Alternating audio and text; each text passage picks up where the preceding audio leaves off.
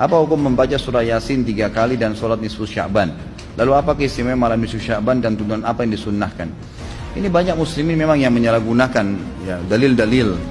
Jadi mereka tidak memilah mana dalil yang sahih dan mana dalil yang lemah, apalagi hadis-hadis yang palsu. Hadis yang menjelaskan tentang masalah adanya sholat di nisfu Sya'ban, sholat secara khusus namanya sholat nisfu Sya'ban itu tidak ada. Hadis yang palsu, maudhu' itu. Yang ada memang adalah fadilah mengerjakan sholat malam di nisfu Sya'ban, sholat tahajudnya. Sholat tahajud seperti biasa, tapi khusus malam nisfu Sya'ban punya fadilah. Karena disebutkan dalam sebuah riwayat yang sahih bahwasanya Aisyah radhiyallahu anha pernah mendapatkan giliran nginapnya Nabi SAW di rumahnya. Terbangun tengah malam, dia melihat Nabi SAW tidak ada di sebelahnya. Maka Aisyah radhiyallahu anha terbawa rasa cemburu. Dia memakai bajunya kemudian mengelilingi rumah-rumah Nabi yang lain. Ya, istri Nabi yang lain takut Nabi ada di sana gitu. Diketukin satu-satu ternyata nggak ada. Lalu Aisyah tergopoh-gopoh pergi ke masjid mendapatkan Nabi SAW sedang sholat. Begitu Nabi SAW lihat Aisyah lagi ngos-ngosan jalan gitu kan, kena buru-buru. Kata Nabi SAW, wahai Aisyah, kau cemburu lagi? Ini adalah malam nisfu Sya'ban. Artinya saya sholat malam ini karena ini adalah nisfu Sya'ban. Ini hadis yang sahih gitu kan. Dan memang dianjurkan oleh para ulama, mereka mendirikan sholat malam di malam nisfu Sya'ban itu sholat tahajudnya. Tidak ada sholat khusus namanya malam nisfu Sya'ban. Di siang harinya dianjurkan seseorang berpuasa.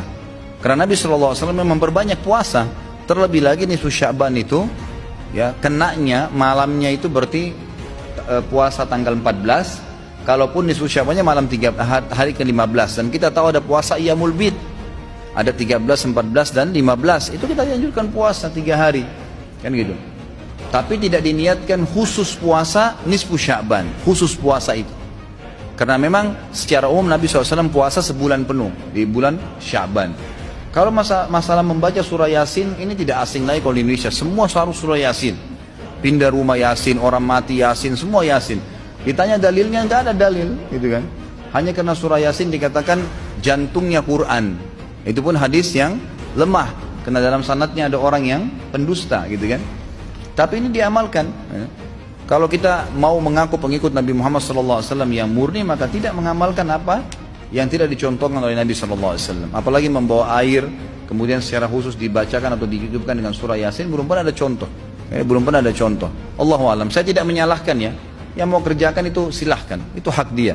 Tapi saya pribadi menyarankan, apalagi jemaah yang ikut dengan pengajian saya atau yang mendengarkan ceramah kita, murnikan ibadah kembali kepada Nabi SAW.